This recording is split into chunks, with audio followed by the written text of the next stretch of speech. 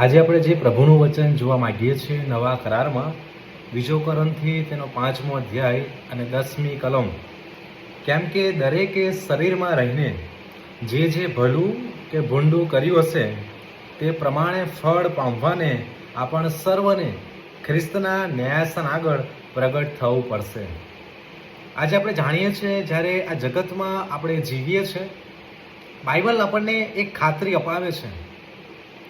એ પછી વિશ્વાસી હોય કે અવિશ્વાસી હોય, ન્યાયી માણસ હોય કે અન્યાયી માણસ હોય, પ્રભુને ઓળખનારો માણસ હોય કે પ્રભુની વિરુદ્ધમાં જનારો માણસ હોય, એ પછી સંગતમાં જનારો માણસ હોય કે સંગતથી બહાર રહેનારો માણસ હોય, પૃથ્વીના હરેક માણસે એક સમય એક દિવસ એવો આવશે કે પરમેશ્વરના ન્યાયાસનની આગળ ઊભું રહેવું પડશે અને ત્યાં આપણા જીવનનો, આપણા શરીરમાં રહીને જે ભલું કે ભૂંડું કર્યું છે એનો હિસાબ આપણે આપવો પડશે.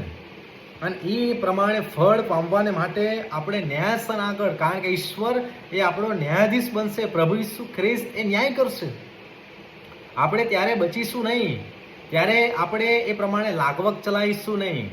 અત્યારે ઘણી બધી વખત બચવાને માટે આપણે લાગવક ચલાવીએ છીએ, પૈસા નાખીએ છીએ, બધું જ કરીએ છીએ, સંબંધોને આપણે મજબૂત કરીએ છીએ.